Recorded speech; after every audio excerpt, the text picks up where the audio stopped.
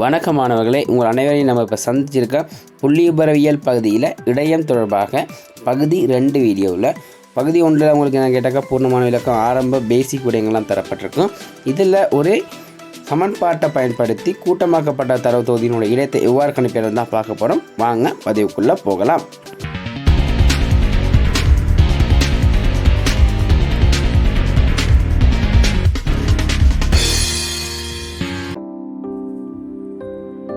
மாணவர்களே, நம்ம கடந்த பதிவில் பார்த்த விடயம் தான் எனது பற்றி இடையம் தொடர்பாக. இதில் நான் சொல்லியிருந்தேன் அடுத்த பதிவில் வரையறுக்கப்பட்ட மீடியம் பரம்பலினுடைய இடையம் தொடர்பாக சொல்லுவேன்னு சொல்லி. ரைட், வரையறுக்கப்பட்ட மீடியம் பரம்பலுடைய இடையத்தை நீங்கள் என்ன செய்வீங்க கேட்டாக்க ஒரு சமன்பாட்டு ரீதியில் கண்டுபிடிப்பீங்க. ஃபர்ஸ்ட் என்ன செய்வோம்னு கேட்டாக்க நம்ம ஒரு தரவு தொகுதியை எடுத்துக்கொள்வோம். அப்போ நமக்கு இலகுவாக காணப்பட போகுது. என்ன செய்வோம் கேட்டாக்க அதே மாதிரி புள்ளிகள், மாணவர்கள் பெற்ற புள்ளிகள் சரியோ அவர்களுடைய என்னன்னு கேட்டாக்க மீடியன். இதில் என்ன செய்ய போறாங்க கேட்டாக்க இந்த புள்ளிகளை இடைப்பட்டு வகுப்பா இடை, உங்களுக்கு தெரியுமா வகுப்பா இடையாக என்ன செய்யறாங்க கேட்டாக்க இந்த புள்ளிகளை தர போறாங்க. ரைட், எப்படின்னு கேட்டாக்க 30 39, 40 49, 50 59.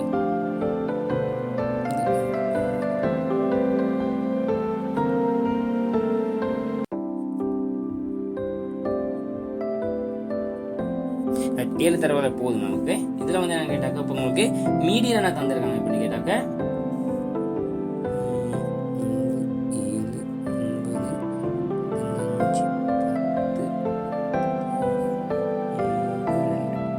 9 10 இது உங்களுடைய மீடியன். இப்போ மீடியன் நம்ம டோட்டல் எடுத்துக்கிடுவோம்.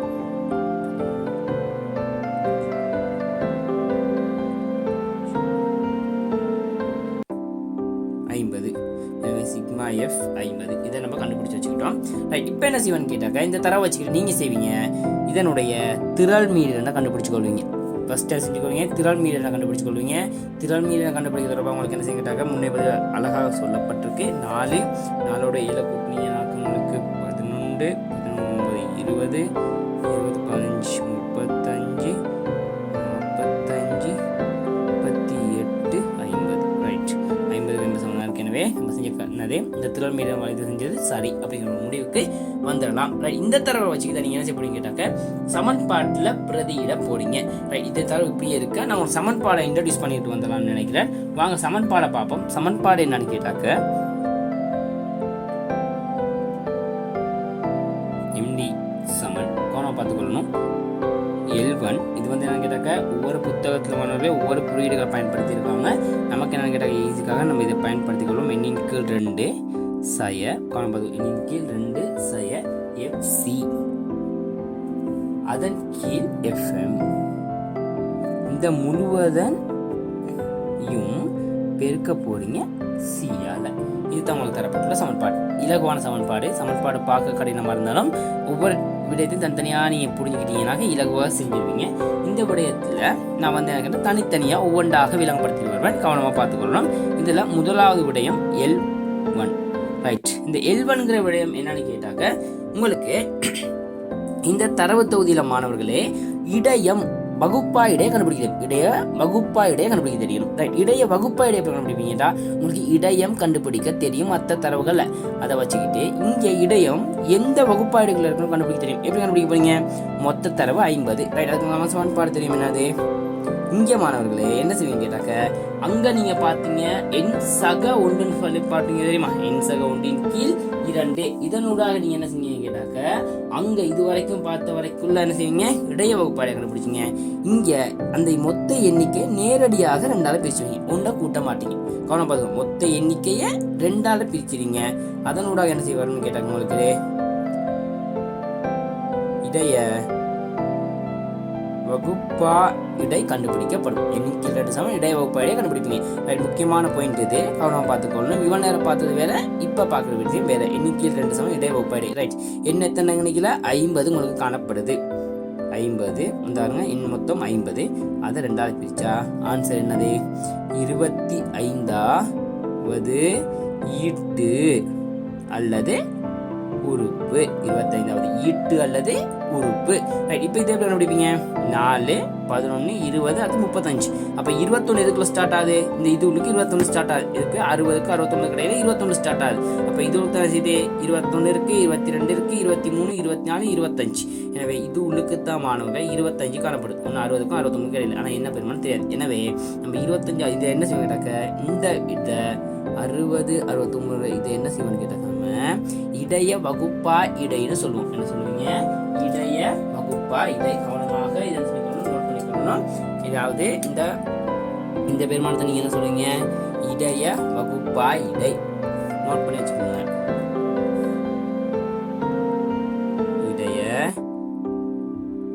வகுப்பா இடை. இது என்னது? இடைய வகுப்பா இடை. நோட் பண்ணிக்கொள்ளுங்க. ரைட், இது இடைய வகுப்பாடியை கண்டுபிடிச்சிட்டீங்க. ரைட், இப்போ இதே வகுப்பாடியை கண்டுபிடிச்சிங்க. இப்போ L1க்கு என்ன தொடர்பு இது இருந்தால் பார்க்க போகிறோம். நம்ம சமன்பாட்டில் L1க்கு இது என்ன தொடர்பு?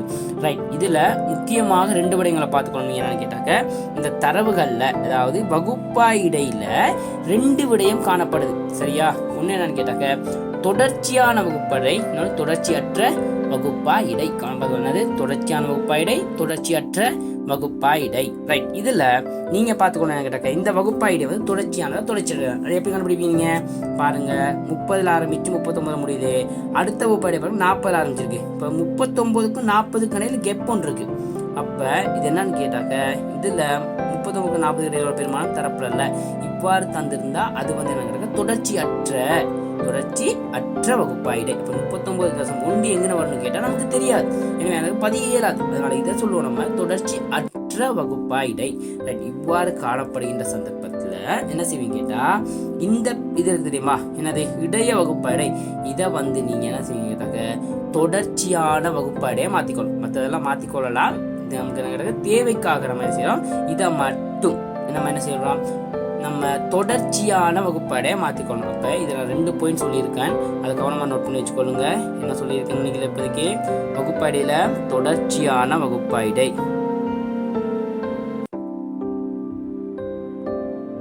அடுத்தது என்னது? தொடர்ச்சியற்ற வகுப்பா இடை.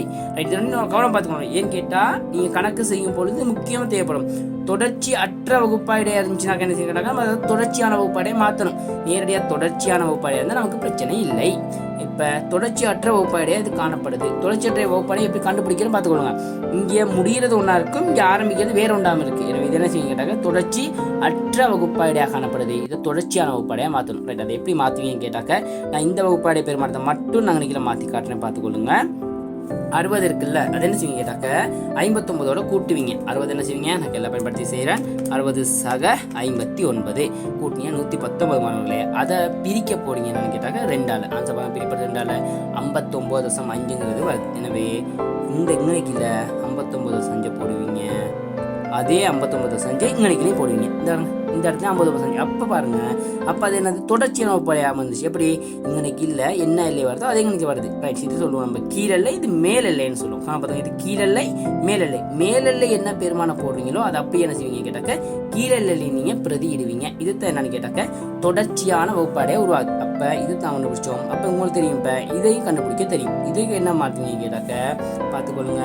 69 சக 20 கூட்டுவீங்க, 2ஆல் பிரிப்பீங்க. பிரிச்சிங்கனாக்கா 69.5 வரப்போகுது. 69.5 வரப்போகுது.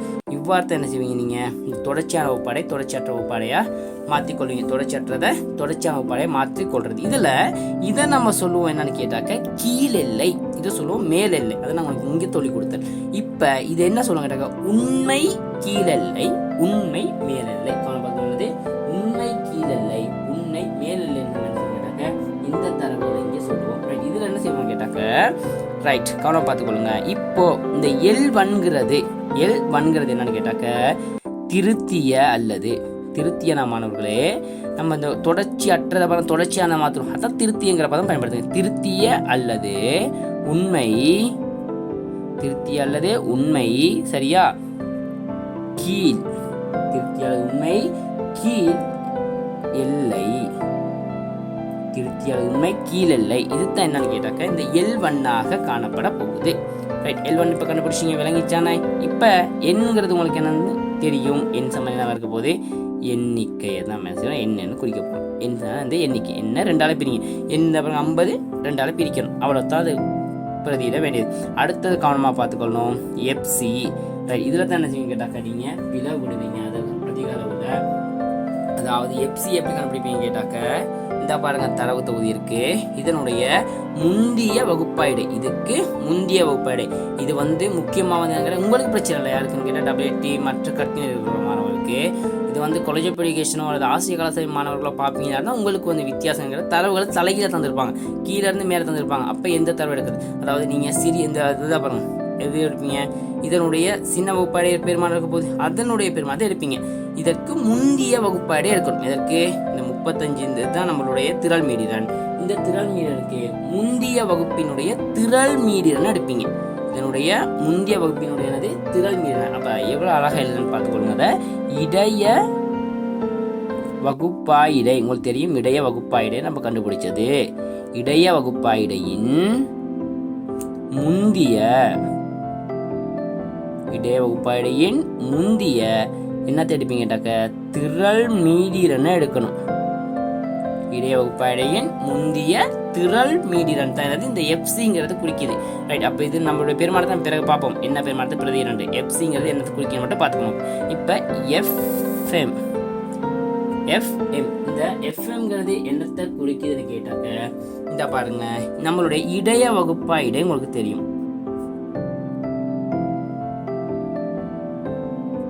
இடைய வகுப்பாயிடையே தெரியும். எது இடைய வகுப்பாயிடை 60 69.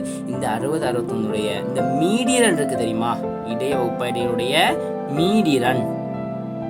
இதைத்தான் என்னன்னு கேட்டாக்க இந்த எஃப்எம் குறிக்குது. எஃப்எம் என்னது இடைய வகுப்பாயிடையுடைய மீடிரன், அதைத்தான் எஃப்எம் குறிக்குது.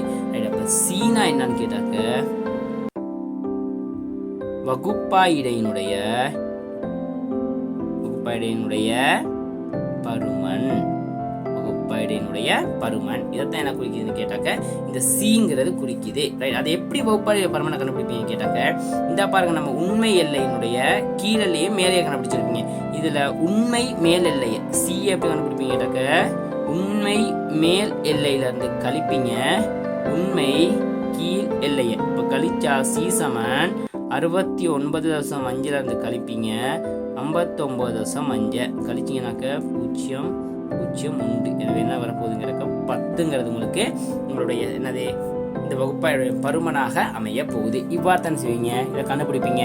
வகுப்பாயுடைய பருமனை கண்டுபிடிக்கல உண்மை எல்லையை கண்டுபிடிச்சுக்கொள்ளணும். எந்த சந்தர்ப்பத்தில் இது உங்களுக்கு தொடர்ச்சி அற்ற தரவு தந்திருந்தா இதை கண்டுபிடிச்சி செய்யணும். தொடர்ச்சியான தரவு தந்திருந்தா கணக்கு செஞ்சுட்டு போகிறது இலகுவாக காணப்படும். இதை மட்டும் கொஞ்சம் நீங்கள் கருத்தி கொண்டுட்டீங்கன்னா சரி மாணவர்களே. இப்போ உங்களுக்கு L1 என்னென்ன எஃப்சி என்ன எஃப்எம் என்ன சி என்னங்கிறது தெளிவாக கூறப்பட்டிருக்கு. இதை வச்சுக்கிற என்ன செய்ய சமன்பாட்டில் பிரதியிட போகிறோம். பார்த்துக்கொள்ளுங்க. MD சமன் L1 திருத்திய அல்லது உண்மை கீழெல்லை. இந்த இடத்துக்கு திருத்திய அல்லது உண்மை கீழெல்லையை நம்ம எடுத்திருக்கோம். 59.5 சக எண்ணின் கீழ் 2 என்னத்தன 50 கீழ் 2 சய எஃப்சினா என்னது இடைய வகுப்பாடை முந்திய திரள் மீடிரன். இந்த இடக்கு இடைய வகுப்பாடை இதற்கு முந்திய வகுப்பாடையினுடைய திரள் மீடிரன் எவ்வளவு 20. அதன் கீழ் எஃப்எம்னா என்னது இந்த இடக்கு இடைய வகுப்பாடையின் மீடிரன். இந்த இடக்கு இடைய வகுப்பாடை அதனுடைய மீடிரன் எவ்வளவு 15. அதன் முழுவதன் கீழ் முழுவதன் தர சிங்கிறது என்னது 10. நம்ம சிங்கிற 10 கண்டுபிடிச்சோம். அதை போட்டாச்சு. போட்டு இனி பிரதியிட வேண்டியதுதான். எம்டி சமன் 59.5 சக 50 2ஆல் பிரிச்சிங்கன்னா 25 சய 20. அதன் கீழ் 15 தர 10. எனவே எம்டி சமன் 59.5 சக 25ல் 20 போனால் 5 கீழ் 15 தர 10. இன்னைக்கு மாணவர்களுக்கு கவனமாக இருக்கணும். இதை என்ன செய்வீங்க கேட்டாக்க இதை சுருக்கி இதோட கூட்டிட்டு பெருக்கிறது இல்லை. இது தனி சாப்டர். இதை முதல் செய்யணும். இறுதியாகத்தான் என்ன செய்வீங்க கேட்டாக்க 59.5 கூட்ட வரணும். இதில் கவனமாக இருக்கணும். இன்னைக்கு அதிக அளவில் பிள்ளை விட்டுருவீங்க. இதை சுருக்கி இங்கே கூட்டிட்டு பிறகு பெருக்க பார்ப்பீங்க. அப்படி செய்யக்கூடாது. ஃபஸ்ட் இன்னைக்கு செய்யணும். அதான் நான் ப்ரெக்கட் பண்ணி நான் ஸ்பெசிஃபிக்காக உங்களுக்கு காட்டியிருக்கேன். இந்த சுருக்கினீங்கன்னாக்க 3 மேலே 10 மொத்தம் 3 பிரிச்சிங்கனாக்க உங்களுக்கு ஆன்சர் வரப்போகுது 3.33 வரும். 3.33 வரப்போகுது. அந்த பெருமானத்தோடு நீங்கள் கூட்டுவீங்க எதான்னு கேட்டாக்க 59.5 கூட்டுவீங்க. கூட்டினா உங்களுக்கு வரப்போகிற ஆன்சர் வந்து 3 5 3 8 2 6 62.83 ஆன்சர் உங்களுக்கு வரப்போகுது. இது வந்து புள்ளினால் மட்டும் தட்டினீங்க 63 என்று தரலாம். ரைட், இவ்வாறு என்ன செய்வீங்க கேட்டாக்க உங்களுடைய இடையம் கண்டுபிடிக்கிறதா காணப்பட போகுது. ரைட், இவ்வாறு என்ன செய்வீங்க, இடையத்தை கண்டுபிடிப்பீங்க மாணவர்களை சமன்பாட்டை பயன்படுத்தி. இது தொடர்பாக 2-3 பிரச்சனைகளை செய்து பார்த்தீங்கன்னாக்க இந்த கணக்கு உங்களுக்கு இலகுவான முறையில் விளங்கிடும். இதை நீங்கள் தெரிஞ்சுக்க வேண்டிய விடயம், இந்த சமன்பாட்டில் ஒவ்வொரு பகுதியும் என்னென்னத்தை குறிக்குது.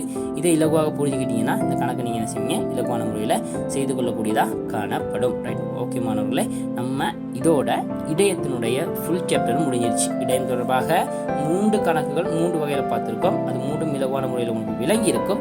நம்ம அடுத்த பதிவில் ஆகாரம் தொடர்பாக பார்க்க போகிறோம். அதாவது மைய நாட்டின் அளவிடைகளுடைய 3வது சாப்டர் தந்த ஆகாரம், அது தொடர்பாக பார்ப்போம். நன்றி.